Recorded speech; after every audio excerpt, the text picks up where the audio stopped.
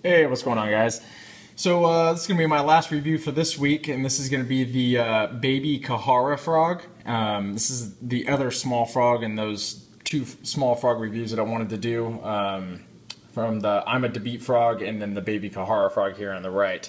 Looks like the Kahara Frog only comes in one size. There may be another one coming out. In fact, I thought I saw somewhere that there was going to be another Kahara Frog coming out, maybe one that has a little buzz blade on the front of it. I don't know that for sure, but I thought I saw somewhere, maybe in ICAST 2014, that there was going to be another Kahara Frog coming out. So, but as far as for right now, the Baby Kahara Frog has a length of 1 3/4 inches, and it has a weight of 1/4 ounce. So, again, small frog, and kind of, for me, going to run into the same issues as the Baby Kahara Frog, or not the Baby Kahara Frog, but the I'm a Debit Frog, that, you know, when you're throwing frogs, for me, you want to be able to throw them into sparse vegetation, heavy cover if needed, mats, stuff like that, because, you know, that's where these bass are hiding out in the summer months. And to be limited to places that are not in those, especially for something like a frog that is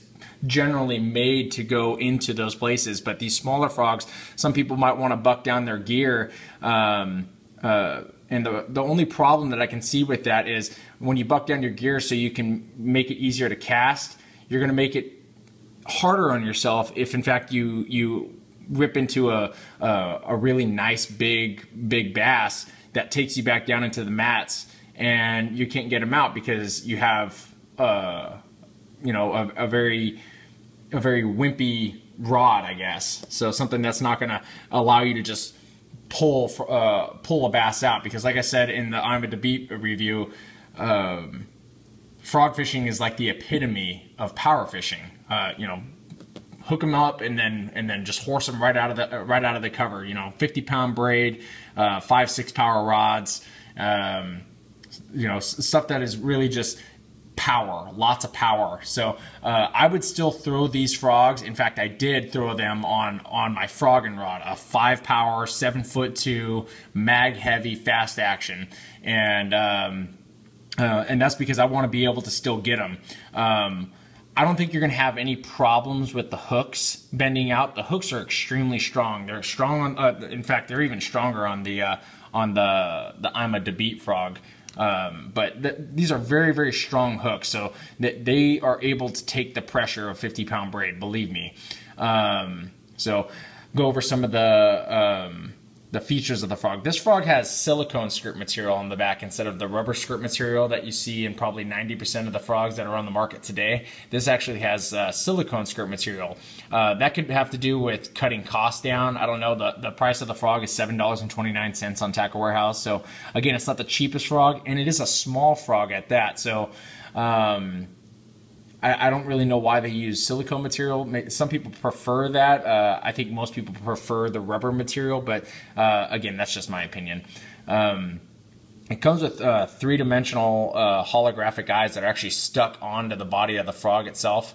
I know that some people have experienced this, including myself, that the frog will lose its eyes. In fact, these are just barely stuck on there. I stuck them back on there for the purpose of the review, but I mean, they're not on there anymore. You can see that they're definitely no good to me anymore, I guess. In fact, when I pulled these out of the box to review them, one was just laying on another frog that was stuck inside the box. So we'll go ahead and pull them off, but don't expect those eyes to last for very long, because they won't. And it's not going to make a difference to whether or not a bass is going to come up and eat the frog. If a bass wants the frog, he's going to come up and get it. He's not going to see that it doesn't have 3-dimensional holographic eyes where it's supposed to have them and say, oh, no thanks. So another neat feature of this frog, well, two things. Instead of having a, for those of you people that are you know, into making sure that you're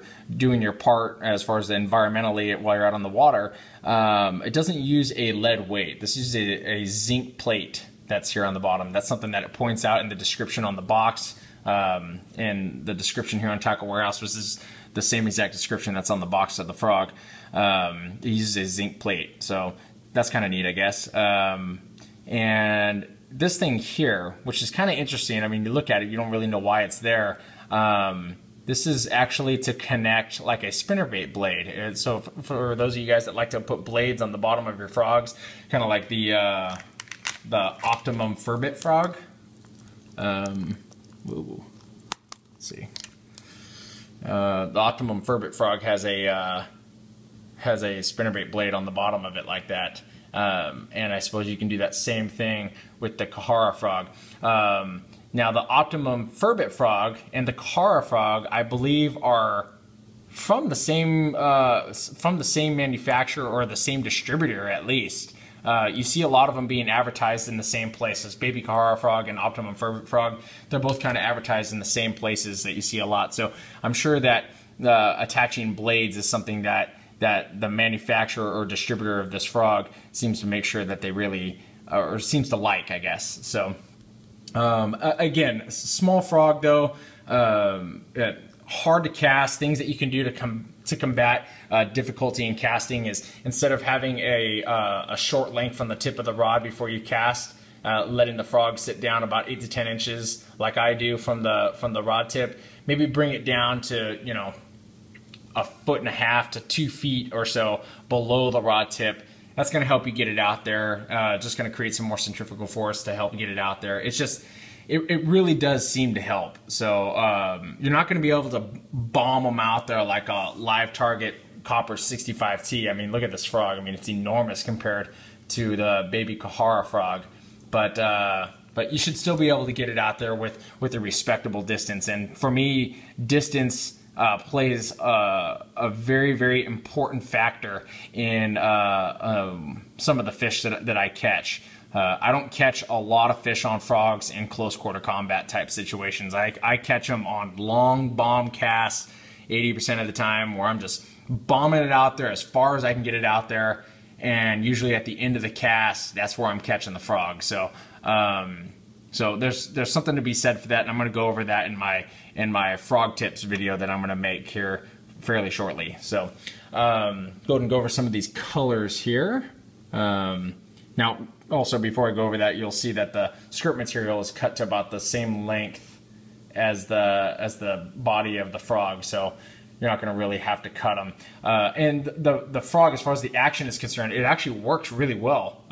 It's actually has a really nice action on it. As far as if you want to walk it, you can do that. Just like the I'm a DeBeat frog, you can walk these two frogs with relative ease. I mean, it takes a little bit more effort than the bigger ones, but you can still do it.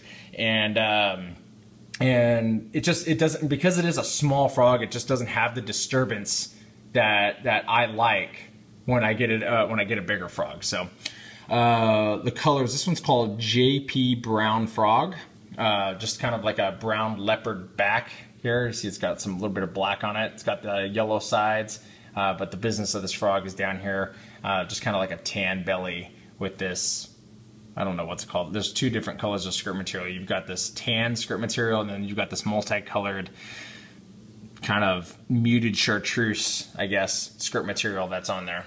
This is called JP Brown Frog.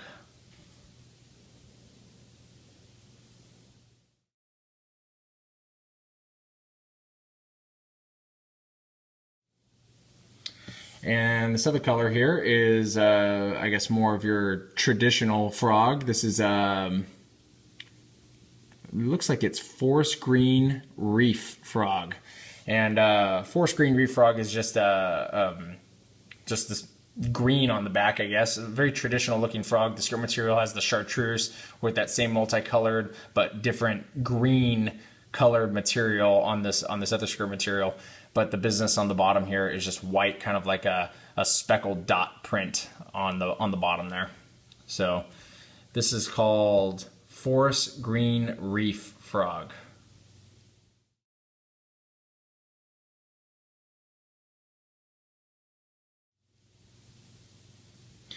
All right, guys. So really nice frogs. I mean, they're well made.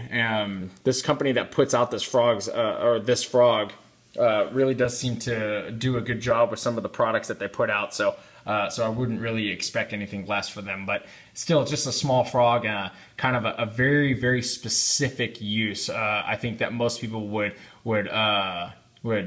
agree with that. So if you guys like the video, please hit the like button down there in the lower left corner. I really appreciate that. And stay tuned for our next review. We're gonna do, I have 4 frogs left. I have the Super Frog, the Renoski's Super Frog.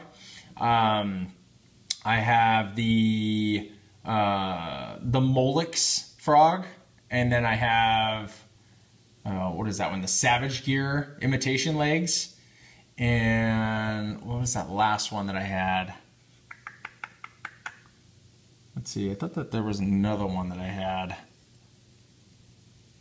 Renoski. Oh, and then I have the Vicious Frog, which is just a standard frog, looks like the Copper's frog. So got 4 frog reviews left, and then we'll be moving on to those poppers that I ordered a couple weeks ago. All right, guys, stay tuned.